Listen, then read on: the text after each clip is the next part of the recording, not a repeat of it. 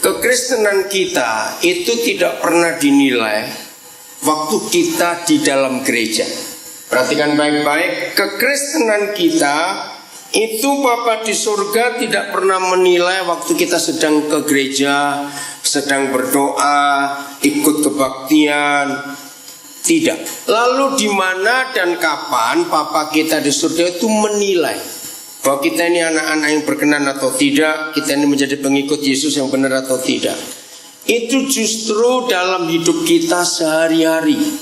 Dari bangun pagi sampai kembali tidur malam, entah saudara seorang pelajar, seorang mahasiswa, karyawan, pegawai, pengusaha, seorang manajer, seorang profesional, ibu rumah tangga, profesi apa saja. Dalam hidup sehari-hari itu kekristenan kita itu dinilai. Jadi bukan di dalam gereja. Karena dalam kebaktian itu cuma berapa jam dalam satu minggu. Itu sebabnya yang lebih perlu kita perhatikan. Saya ulangi lagi, yang lebih diperhatikan itu bukan waktu kita di gereja, tapi waktu kita di luar. Setuju saya ngomong ini?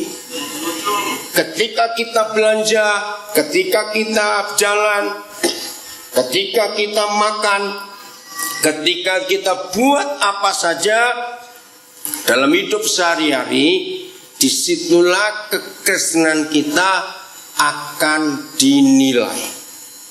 Saya beri pertanyaan ini kepada saudara supaya saudara bisa jelas. Menurut saudara, manusia ini bisa berlaku munafik itu waktu di rumah atau waktu di gereja? Mengerti nggak pertanyaan saya? Saya ulangi. Seorang manusia itu bisa berbuat munafik, berlaku pura-pura, itu waktu di rumah atau waktu di gereja? Yang benar, betul itu? Mungkin ada yang belum jelas. Coba dengar baik-baik. Menurut saudara, setiap kita itu bisa berbuat pura-pura, berlaku munafik, itu waktu di rumah atau waktu di gereja? Yang kuat suaranya, waktu di mana? Nah, itu dia. Kalau maka itu istilah saya, jangan sering-sering ke gereja, banyak orang munafik. Ini masalahnya saudara dalam hidup kekristenan kita. Jadi kalau saudara menjawab, justru di gereja lah kita bisa berpura-pura, maka itu Bapa kita tidak pernah menilai kita waktu kita di gereja. Waktu kita di gereja yang nilai itu orang lain. Tapi Bapa kita menilai kita dalam hidup sehari-hari kita. Maaf, jangan ada yang marah kalau saya ngomong ini.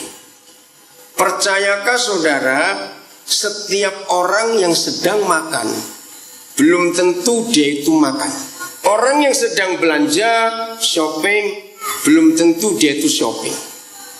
Orang yang sedang tidur, belum tentu dia tidur. Orang yang sedang belajar di sekolah atau kuliah di kampus, belum tentu dia kuliah atau belajar. Orang yang sedang mandi, belum tentu dia mandi. Jawab dulu, iya atau tidak?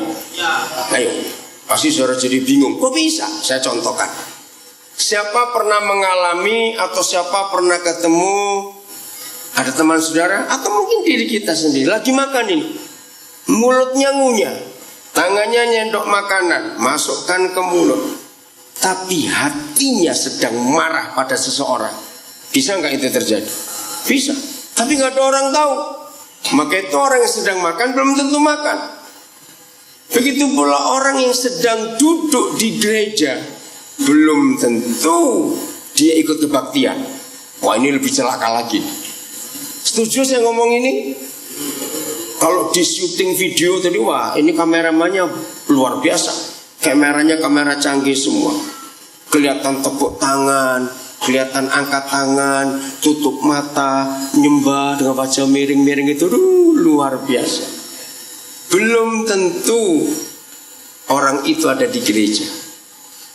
Pikirannya bisa ke Kucing, bisa ke Jakarta. Bisa tidak? Tubuhnya ada di gereja. Aktivitasnya kelihatan sedang menyembah. Tapi hati dan pikiran kita siapa yang tahu sedang ngapain? Siapa pernah ngalami sudah 2 jam lebih di tempat tidur, mata dipaksa merem, goyang miring kiri 5 menit, putar kanan 10 menit, nggak tidur-tidur karena pikirannya kemana-mana. Padahal orangnya di mana tadi? Di tempat tidur. Betul? Orang mandi belum tentu mandi, walaupun dia basah pakai sabun, pikirannya bisa kemana-mana itu. Ya atau tidak? Nah, ini masalahnya.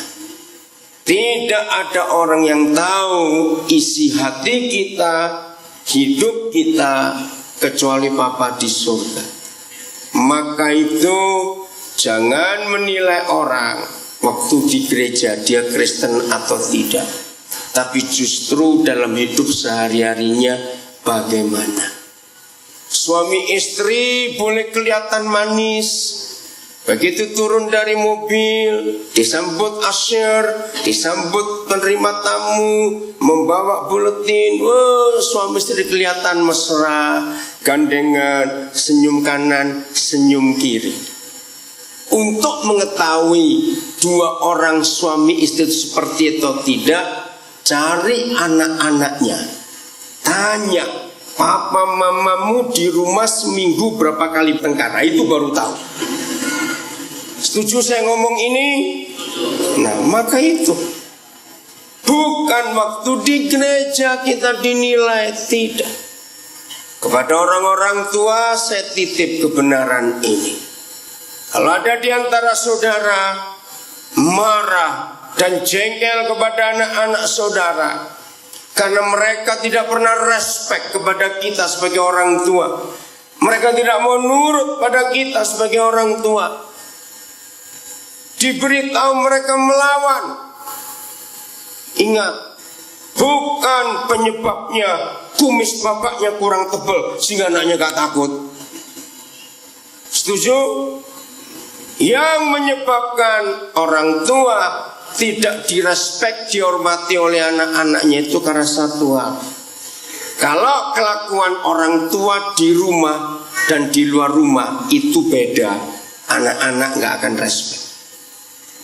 Jadi kalau orang tua di rumah rajin bertengkar, ada gak orang tua rajin bertengkar? Jawab cepat, ada tidak? Banyak, bukan ada, salah.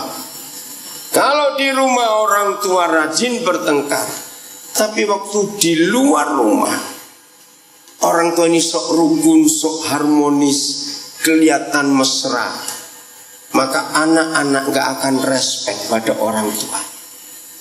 Saudara yang dikasihi Tuhan, kalau kita membaca apa yang terjadi dalam hidup Tuhan Yesus, coba saya tanya begini kepada saudara, menurut saudara Tuhan Yesus itu lebih suka bergaul dengan orang-orang berdosa atau lebih mudah bergaul dengan tokoh-tokoh agama yang munafik? Ayo coba jawab, lebih suka bergaul dengan siapa Tuhan Yesus? Orang berdosa. Kalau saudara baca Matius 23 ayat 3 sampai selesai, pertama saya membaca ayat itu saya gak percaya.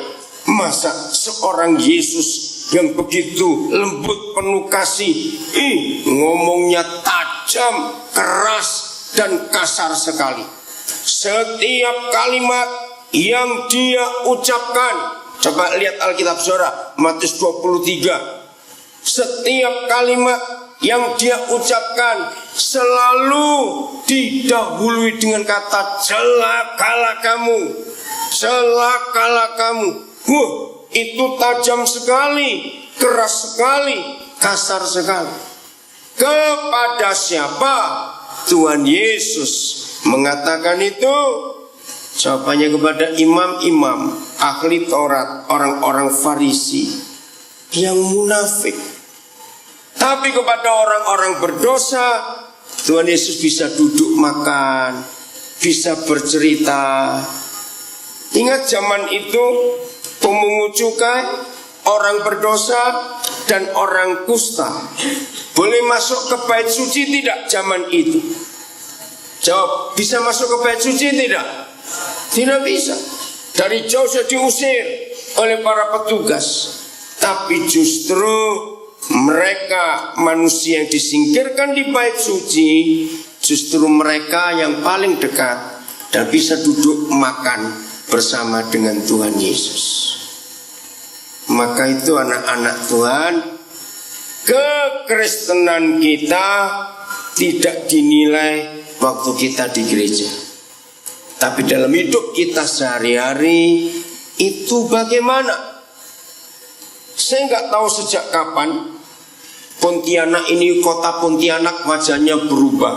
Rasanya masih baru-baru, karena hampir setiap tahun saya tuh pasti ke Pontianak. Tapi baru belakangan ini saya melihat, warung kopi di mana-mana, ramenya luar biasa. 2 minggu lalu bersama istri saya kami ada di sini. Saya pikir cuma malam itu orang duduk di warung kopi. Pagi juga duduk, siang juga penuh. Lalu istri saya tanya, kapan orang-orang ini kerja? Kok ngopi terus? Saya jawab, mungkin mereka sudah kaya, jadi nggak perlu kerja, duduk aja ngopi sih. Menarik, saya nggak pernah lihat ada kota besar seperti kota Pontianak orangnya suka ngopi kayak begini. Saudara, tidak salah untuk duduk ngopi, tapi apa yang dikerjakan di tempat itu yang menentukan, ya. Maka itu, ayo kita periksa hidup kita, bukan waktu kita di gereja, tapi waktu kita di luar. Kita buka ayatnya itu Mazmur 92. Mazmur 92. Kita melihat ayat ini. Mulai ayat yang ke-13 sampai ayat yang ke-16. Mazmur 92 ayat 13 sampai 16. Orang benar, bukan orang baik, bukan orang Kristen, tapi orang benar. Orang benar itu beda dengan orang baik, beda dengan orang Kristen, beda. Orang benar itu adalah sebutan yang paling indah untuk semua kita yang percaya kepada Bapa di surga, kepada Tuhan Yesus. Disebut orang benar karena kita dibenarkan. Jadi kalau istilah sekarang, ya kita lah anak-anak Tuhan ini. Orang benar akan bertunas seperti pohon kurma, akan tumbuh subur seperti pohon aras di Libanon. Itu ciri khasnya negara Libanon, ada pohon yang besar sekali. Nah, lihat ayat 14. Mereka yang ditanam di mana? Baca Alkitab saudara, ditanam di mana? Di bait Yahweh akan bertunas di pelataran Tuhan kita. Ayat 15. Pada masa tua pun mereka masih berbuah, menjadi gemuk dan segar. Nah, ini tugasnya, untuk memberitakan bahwa Yahweh itu benar, bahwa Ia gunung batuku dan tidak ada kecurangan padanya. Saya akan uraikan dulu ayat 14. Inilah hidup orang benar, inilah hidup anak-anak Bapa di surga, karena ditebus oleh darah Yesus. Ditanamnya di dalam rumah, tapi bertunasnya, tumbuhnya di halaman. Kalau ada ahli-ahli biologi di sini, ada guru-guru biologi, dosen-dosen biologi di sini, jangan coba-coba cari di Google, cari di jurnal. Ini pohon apa namanya? Ditanamnya di dalam rumah, bertunasnya di halaman. Nggak ada itu di biologi. Amin. Itu adanya cuma kita di dalam gereja. Jadi kata ditanam di dalam bait Tuhan, bait Yahweh itu artinya kita ada di gereja. Kita dalam hadirat Bapa di surga. Kita dilindungi, kita dijaga, kita diberkati, semuanya.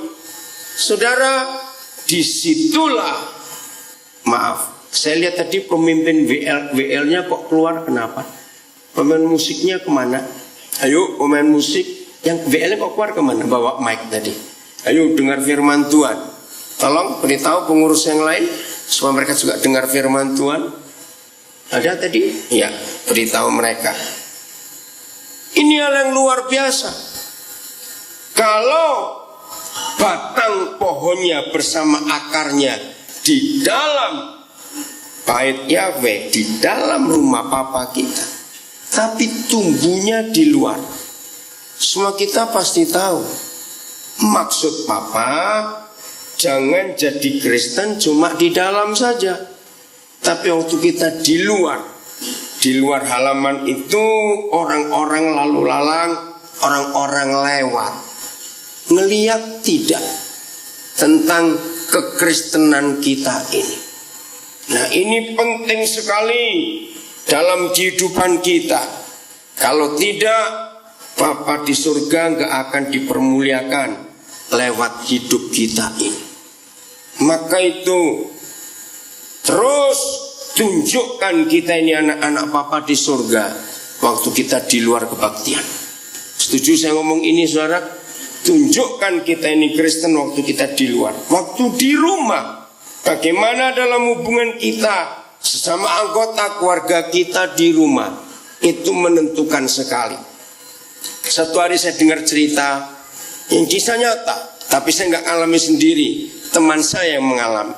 Di suatu kota, bukan kota besar, di Jawa Timur, ada seorang anak Tuhan, dia kerja sebagai kasir di salah satu supermarket. Itu hari Senin kejadiannya, kira-kira jam 11. Seperti biasa dia kerja. Nah, lalu ada ibu-ibu pembeli. Nah, setelah ibu-ibu itu ada seorang lagi. Nah, di belakang orang ini, jadi orang ketiga dari kasir, itu seorang pendeta yang berkunjung ke kota itu dan minggu kemarin khotbah di gereja. Nah, entah terjadi apa, pelanggan pertama itu nggak selesai-selesai dilayani. Nggak tahu kasirnya yang salah atau barangnya yang nggak masuk data ke komputer, sehingga nggak selesai-selesai. Sampai panggil supervisornya. Nah, rupanya hamba Tuhan ini tergesa-gesa mau pergi ke kota lain.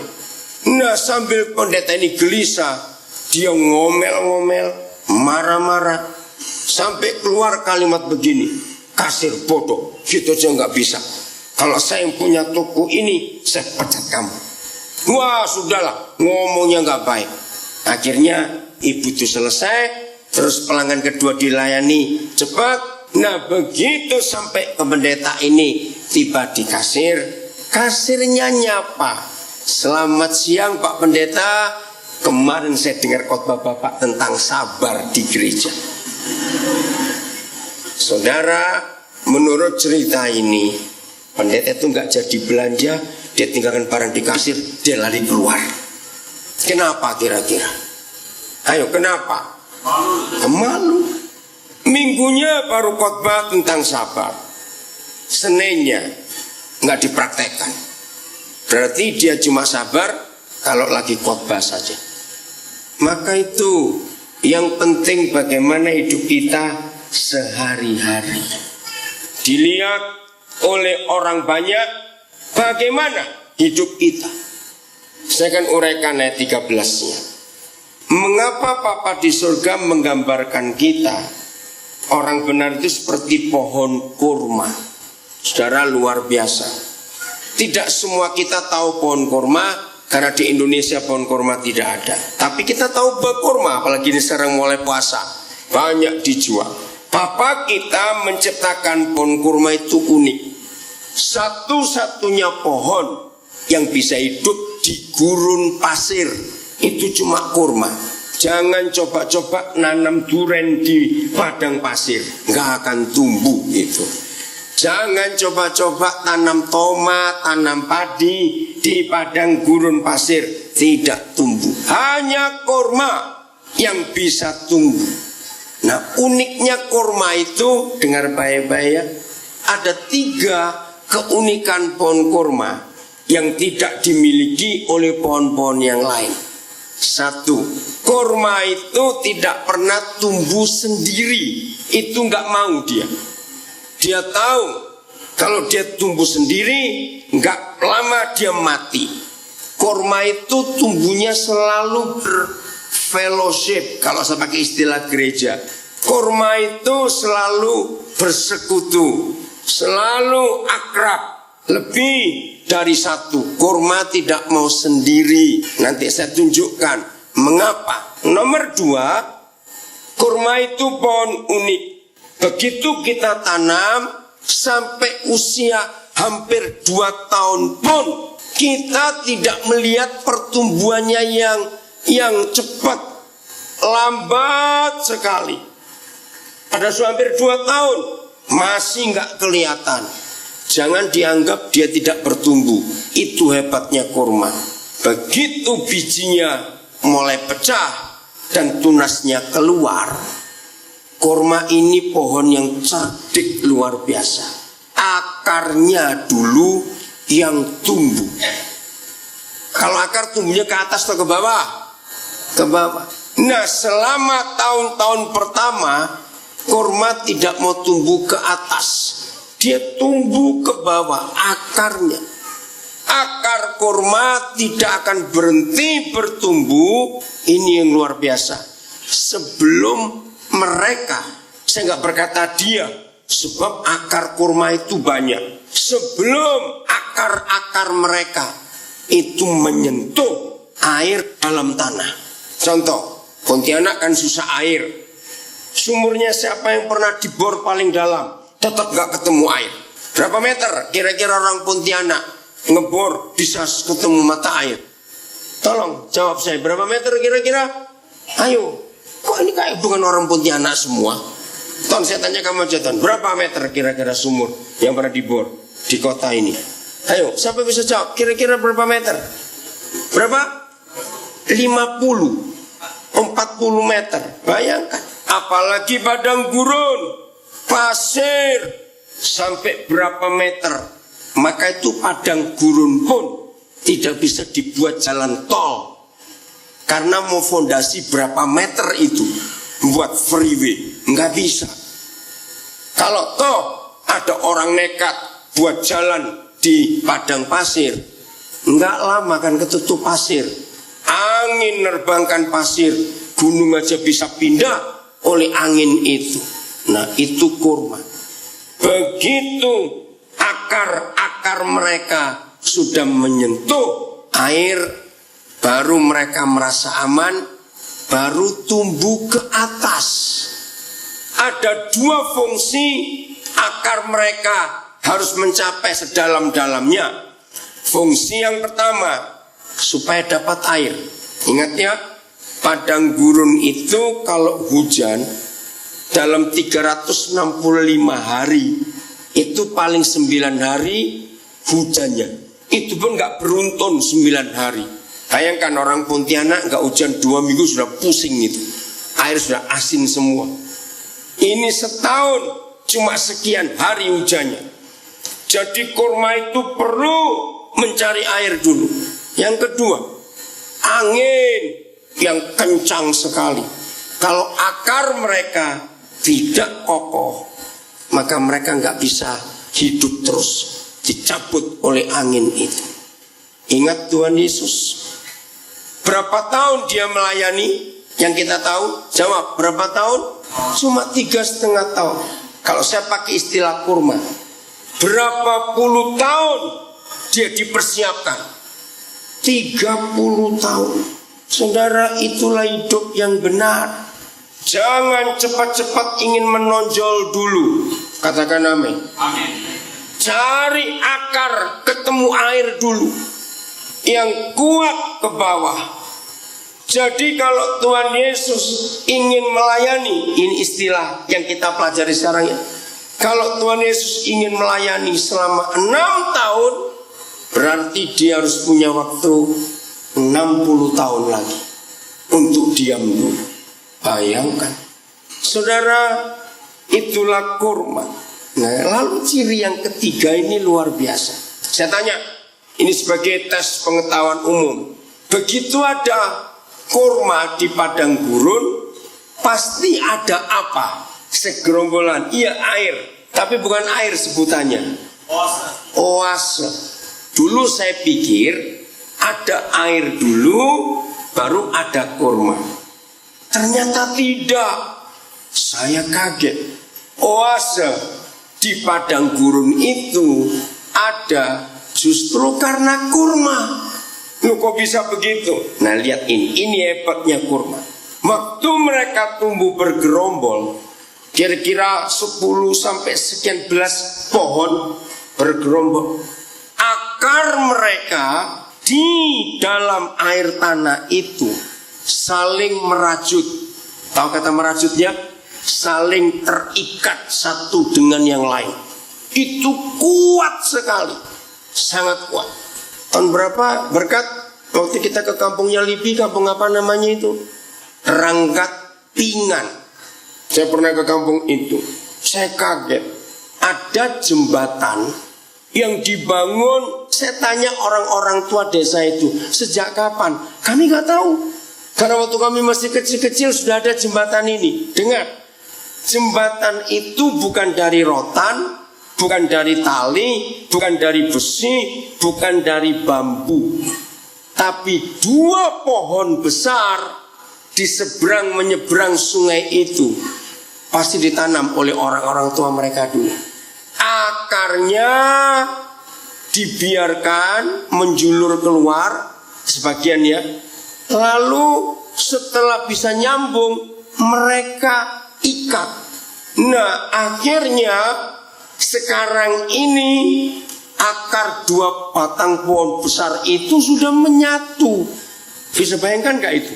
Antar seberang menyeberang. Lalu jadi jembatan.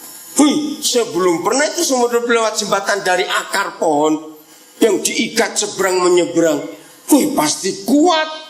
Hebat nggak papa kita? Itu orang-orang Dayak di situ hebat sekali. Mereka nggak tahu sejak kapan. Orang yang paling tua yang saya ketemu tanya, mereka juga nggak tahu. Dia bilang dulu masih kecil sudah ada kok pohon itu. Hebat sekali. Nah, seperti itu akar-akar kurma yang menyatu. Karena mereka rajutannya rapat, kalah dasar semen kolam renang, saudara. Itu nggak bocor. Nah, setelah akar mereka menyerap air, air itu ditampung di atas akar itu. Jadi apa? Kolam. Nah, itulah oase. Jadi kurma itu tidak pernah kehabisan air walaupun gak ada hujan.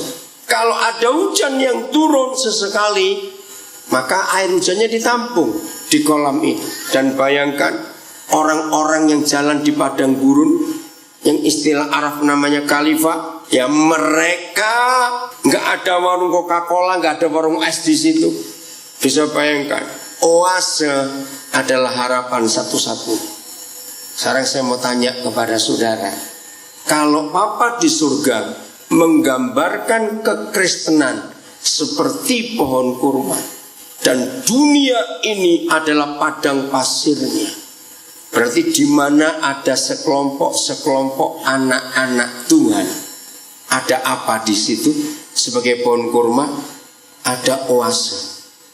Orang-orang yang lewat kepanasan kehausan, mereka akan selamat karena ketemu kita. Oh enggak, amin. Mereka akan selamat karena mereka ketemu kita. Itu pohon kurma luar biasa. Maka itu jangan cepat-cepat ingin tampil. Biar waktu memproses kita sampai akar hidup kita menemukan mata air itu. Lalu kita berfellowship, kita berkelompok. Kuat hidup kita sebagai anak-anak Papa di surga. Dan itu sungguh dahsyat. Buah kurma yang masih segar ya, yang sampai ke Indonesia sudah dikeringkan. Yang masih segar itu kira-kira ya tergantung jenis pohonnya, seibu jari tangan. Itu kalau masih segar, di dalamnya itu isi kalori tinggi sekali. Jadi perjalanan pedagang, orang-orang lewat di padang gurun itu Begitu mereka sampai di oase, unta-unta mereka harus minum sebanyak-banyak. Saudara tahu unta punya gelambir leher yang panjang itu tandon air, saudara. Hebat Bapak kita itu. Jadi binatangnya dipersiapkan padang gurun, pohonnya dipersiapkan. Nah, kalau mereka berjalan kepanasan, setelah berhari-hari tidak menemukan oase, dengan terpaksa mereka harus bunuh seekor unta untuk ambil airnya dari tandonnya. Jadi unta pun dikorbankan untuk menyelamatkan rombongan itu. Itu kehebatan unta. Jadi untanya suruh minum, semua tempat air mereka diisi, lalu mereka petik buah kurmanya. Satu buah kurma yang segar mereka makan, itu mereka sanggup jalan sekian kilometer tanpa minum, tanpa makan. Sebab di dalam satu buah kurma itu ada kalori yang tinggi, energi yang cukup. Itu saya kagum sekali. Maka itu tidak salah. Lewat pemazmur ini Bapa kita menyatakan orang benar akan bertunas seperti pohon kurma. Hidup kita harus membawa dampak ke orang lain. Adik-adik yang masih sekolah, saya lihat beberapa anak-anak SD di sini, anak-anak SMP, SMA. Apa pengaruh kalian kepada teman-teman kalian waktu di sekolah? Bagaimana pengaruh itu? Orang-orang tua, ajari anak-anak kita begini. Dengar ya, ini prinsip saya dalam penginjilan. Anak-anak kita ajari begini. Kalau kalian di sekolah ngelihat ada temanmu 3 hari berturut-turut mukanya muram, susah, belajarnya tidak konsentrasi, cepat ajak mereka pulang ke rumah kita. Ajak, suruh anak-anak saudara ngajak teman yang susah selama 3 hari berturut-turut itu. Saya mau tanya kepada saudara, kira-kira kalau anak-anak SD itu susah, yang disusahkan apa? Yang buat mereka susah apa kira-kira? Orang tuanya pasti bertengkar di rumah. Mereka sedih. Terima kasih Pak, Bapak yang jawab. Pertengkaran orang tua di rumah itu membuat anak-anak sedih. Setuju saya ngomong ini? Mereka susah. Maka itu saya selalu marah kepada orang tua yang egois, yang suka bertengkar di rumah, tidak mikirkan anak-anak itu. Betapa menderita jiwa mereka, stres. Maka itu kalau saudara menemukan anak-anak kecil sakit mah, migrain. Sekarang jumlah anak-anak yang kena sakit lambung dan migrain makin banyak. 90 sekian persen penyebabnya karena orang tuanya bertengkar. Mereka stres. Biasanya orang tua bertengkar itu pagi atau malam? Saya jawab, biasanya kalau ada orang tua bertengkar itu pagi atau malam atau siang? Pagi, nggak mungkin dong pagi sudah kerja kok bertengkar. Berarti nggak kerja tuh kalau bertengkar pagi. Ayo, biasanya kalau orang tua bertengkar pagi atau malam atau siang? Malam. Jangan bilang pagi sampai malam bertengkar terus, terlalu itu. Nah, pertengkaran orang tua seringkali malam. Anak-anak selalu korban yang pertama. Ketika mereka mau tidur, mereka gelisah. Sulit tidur. Kenapa? Kenapa orang tua rajin bertengkar membuat anak sulit tidur? Coba jawab. Kenapa? Stres. Mereka was-was. Bertengkar lagi gak ya papa mama malam ini? Walaupun mereka sudah ngantuk sekali, bisa nyenyak gak tidurnya? Walaupun malam itu orang tuanya tidak bertengkar, tapi karena trauma malam-malam sebelumnya, gak ada suara, tiba-tiba kaget kebangun, seperti ada suara ribut. Apalagi kalau beneran ribut. Lanjutkan. Pagi-pagi mereka bisa bangun dengan segar nggak untuk ke sekolah? Tidak. Di sekolah bisa konsentrasi nggak belajar? Tidak. Orang tua, jangan marah-marah kepada anak-anak kita dulu waktu nilai mereka jelek. Rendahkan hati orang tua, periksa diri kita. Jangan-jangan nilai mereka jelek gara-gara kita duain. Setuju saya ngomong ini, saudara? Periksa orang tua. Ini penting sekali. Nah, kalau anak-anak saudara punya teman sekelas yang 3 hari berturut-turut sedih, susah, wajahnya tertekan, percayalah, kalau anak-anak itu kalau teman anak-anak saudara diajak ke rumah makan siang bersama, minta izin orang tuanya, anak itu akan segar kembali karena melihat ada keluarga yang harmonis. Betul? Nah, setelah 3-4 kali nggak berturut-turut tiap hari, saudara mulai melangkah. Antar anak-anak itu bersama anak saudara pulang ke rumahnya. Tujuannya satu, kenalan dengan papa mama mereka. Setelah kenalan dengan papa mama mereka, begini, kira-kira anak-anak itu setelah sekian kali ikut pulang anak-anak saudara ke rumah, mereka cerita nggak ke orang tuanya bagaimana suasana keluarga saudara? Jawab, mereka cerita nggak kira-kira? Pasti cerita. Kalau anak-anak itu cerita ke orang tua yang suka bertengkar dan cerita tentang keluarga orang tua temannya yang harmonis, kira-kira orang tua itu mikir sesuatu tidak? Mikir. Setelah sekian kali saudara ngantar pulang dan ketemu orang tuanya, langkah berikut, ajak mereka keluar makan bareng. Nah, ini buat yang pelit susah ini. Dengar baik-baik, buat yang pelit ngajak orang makan susah. Maka itu musuh Injil itu bukan setan, tapi orang Kristen pelit. Catat itu, saudara. Itu musuh Injil. Setuju saya ngomong ini? Nah itu dia. Dia harus dengar semua yang pelit-pelit itu supaya bertobat. Setelah kita ajak makan orang tuanya, ayo saya tanya, bayangkan waktu orang tua makan bersama orang tua dan anak-anak dua keluarga ini ikut. Anak-anak bagaimana suasananya? Senang. Orang tua ngeliat nggak perubahan anak-anaknya setelah ketemu saudara? Ngeliat nggak perubahan itu? Meningkat lagi. Kalau weekend, saudara telepon ke orang tuanya, boleh nggak anak kalian nginep dengan anak-anak kami di rumah? Ayo bayangkan, anak-anak begitu senang nggak dengar ditawar nginep itu tadi? Jawab, senang tidak? Wah, sudah senang luar biasa. Saudara, Injil sudah masuk ke keluarga itu. Amin. Kalau itu susah nggak menyatakan Injil kepada orang lain? Tidak.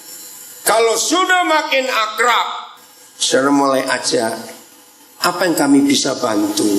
Ya cerita aja terus terang. Anak-anak kalian cerita ke kami tentang kalian. Maaf, bukan kami ingin mencampuri rumah tangga kalian, tapi lihat perubahannya setelah mereka ikut kami berapa kali ini. Ingin gak kalian sebahagia? Ingin gak anak-anak kalian sebahagia anak-anak kami? Ngerti gak cara ini? Nah di situ tergantung mereka mau terbuka berapa jauh. Masuklah dengan cepat, maka saudara menyelamatkan berapa jiwa itu. Amin. Itulah pohon kurma yang berdampak untuk orang lain. Jangan begini, saudara rajin bertengkar di rumah, ngajak anak orang rajin bertengkar juga, repot ini anak. Betul? Jangan begitu. Nah itu salah satu cara kita mempengaruhi. Kalau ada di sini orang tua yang rajin bertengkar, saya minta hentikan hari ini, mumpung bulan puasa, adakan gencatan senjata sebulan. Oke, dengar baik. Saudara, pertengkaran kita itu membuat kesaksian Yesus hilang dalam hidup kita. Betul? Yang pertama, kalau saudara punya pembantu, maka pembantu rumah tangga saudara nggak akan tertarik pada Yesus. Ya mereka betah tinggal di rumah karena digaji kok. Tapi kesaksian Kristus hilang. Sebab di rumah kita tidak menunjukkan damai itu. Kalau saudara punya sopir pribadi, sopir saudara pun akan menolak Tuhan Yesus. Karena mereka tahu, bosku ini rajin ke gereja, tapi bertengkar juga rajin. Apa bedanya? Bagaimana mereka bisa tertarik? Setuju ya saya ngomong ini? Maka tuntikan pertikaian kita untuk saling mengampuni. Nanti saya tunjukkan bagaimana cara kesaksian Kristus nyata dari anak-anak kita, dari kita keluar. Tapi saya mau tunjukkan fakta ini. Anak-anak itu nggak minta banyak dari kita orang tua. Anak-anak hanya minta papa, mama berdamailah. Itu sudah cukup buat kami. Tenang, jangan bentak, marah, maki. Tunjukkan surga ada di keluarga kita, karena Yesus itu Raja Damai. Amin. Kalau Yesus Raja Damai, maka kita pun harus penuh dengan damai. Saya ajak saudara mengukur waktu ini. Siapa masih ingat di Mazmur 90, Musa pernah menuliskan umur kita rata-rata berapa puluh tahun? Ayo Mazmur 90, berapa puluh tahun? 70 tahun. Ya, itu angka yang di situ. Makanya sudah dekat-dekat situ, ingat itu baik-baik ya, supaya hidup ini makin serius dengan Tuhan. Nah, sekarang saya pakai angka ini. Kalau ada pemuda dan pemudi menikah umur 25 tahun, umur 26 anak pertama mereka lahir. Ya, ngomong aja begitu. Umur 27 anak kedua lahir. Umur 28 anak ketiga mereka lahir. Saya tanya, waktu dua orang suami istri orang tua ini umur 35 tahun, anak pertamanya umur berapa? Ayo cepat ngitung. Umur berapa anak pertamanya? 9 tahun. Wih, pinter ngitung duit semua ini, cepat sekali ngitungnya. Hebat. Nah, waktu anak pertama umur 9 tahun, berarti anak kedua umur 8 tahun, anak ketiga umur 7 tahun. Orang tua ini yang mencapai angka 35 tahun, berarti mereka sudah hidup berapa persen menuju ke 70? 50%. 50% yang sudah dinikmati untuk hidup. Sudah cukup nggak istilahnya makan garam? Punya banyak pengalaman? Nah, ini yang saya mau ajarkan. Jangan egois orang tua. Anak-anak ini baru mulai hidup. Jangan kita rusak dan kita sakiti dengan keegoisan kita yang sudah setengah jalan ini, dengan melukai mereka, dengan cara kita rajin bertengkar, tidak mau berdamai. Setuju saya ngomong ini saudara? Tahun 81 saya mulai buat research, penelitian. Gara-gara begini. Pertama saya kaget ketemu ada anak di satu keluarga. Kalau gitu kenapa aku dilahirkan? Wih, saya kaget. Itu kalimat pertama yang saya dengar dalam hidup saya. Ini anak kurang ajar, betul. Enggak berterima kasih dilahirkan marah-marah. Saya enggak tahu masalahnya apa.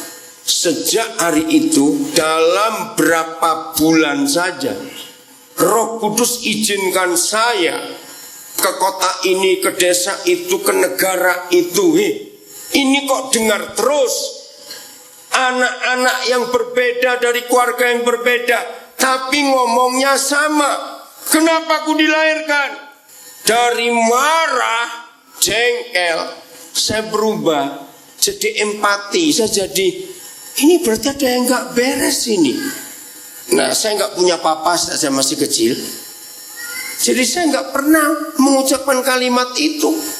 Saya bersyukur saya dilahirkan, mama saya masih ada. Maka itu saya gak bisa terima kalau anak-anak berkata, kenapa aku dilahirkan? Akhirnya dari marah saya menjadi kasihan. Lalu saya membuat penelitian, kenapa anak-anak ini ngomong seperti ini? Akhirnya dalam riset saya menemukan sebuah fakta. Saya ingin tanya ini kepada saudara.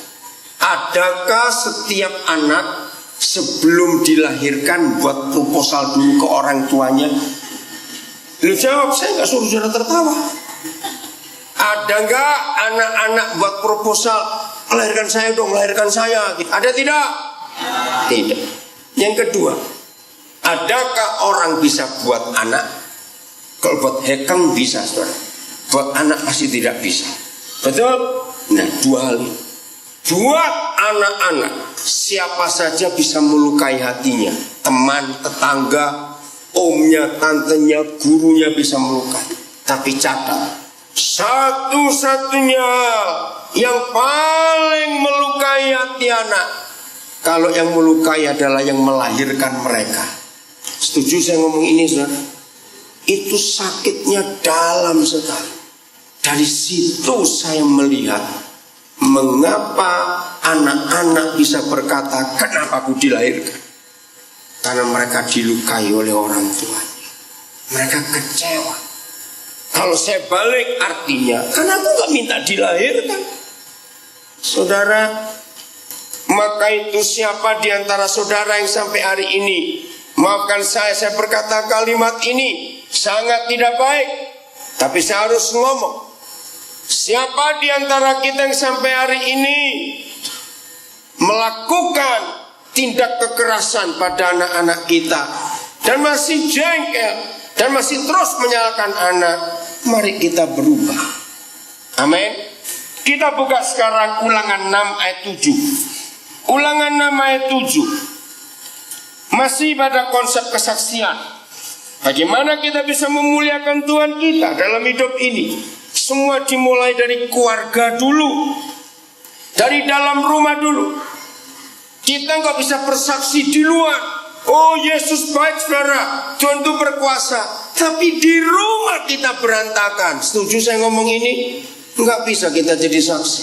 Ulangan 6 ayat 7. Lihat, haruslah engkau bagaimana mengajarkannya berapa kali, berulang-ulang kepada siapa? Anak-anakmu. Jadi ini perintah untuk siapa?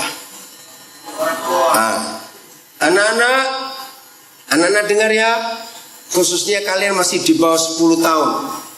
Ya, dengar.